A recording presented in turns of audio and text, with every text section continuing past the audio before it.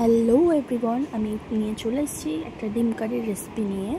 ফার্স্টে আমি ডিমটাকে সেদ্ধ করে হাফ বয়েল করে তারপর সেটাকে একটুখানি কড়াইতে ভেজে নিয়ে তারপর মশলাপাতিগুলো হচ্ছে পেঁয়াজ, আদা, রসুন, টমেটো এগুলো আর কিছুটা কাঁচা লঙ্কা আর হচ্ছে আমন্ড দিয়ে আমি ভালো করে এটাকে কষিয়ে নেব। কষানোর পর এটাকে ভালো করে পেস্ট করে নিলাম। পেস্ট করে তারপর এবার আমি ফোড়ন দেব। ফোড়নে আমি একটু জিরে, কালো জিরে, সাদা জিরে আর একটা তেজপাতা দিয়ে দিলাম। দিয়ে একটু ভালো করে নাড়িয়ে চাড়িয়ে নেব যতক্ষণ না এগুলো লাল লাল ভাজা হয়ে যাচ্ছে। তারপর আমি পেস্টটাকে দিয়ে দেবো।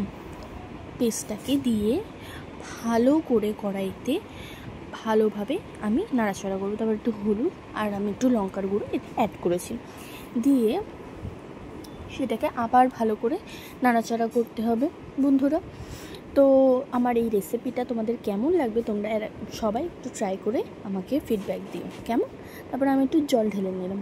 জল ঢেলে মশলা যেরকম কষায় তোমরা সবাই জানো, যারা রান্না করে তারা সবাই এই পরিমাণটা ভালোভাবেই জানবে যে কী পদ্ধতিতে রান্না হয়।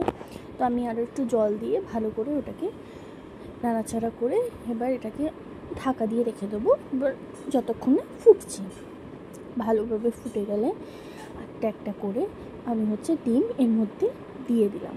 ঠিক আছে, ডিমটাকে দেওয়ার পর আমি আরও 5 মিনিট মতন রেখে তারপর আমি একটু ঘি ছড়িয়ে গ্যাসের ফ্লেমটাকে আস্তে করে কিছুক্ষণ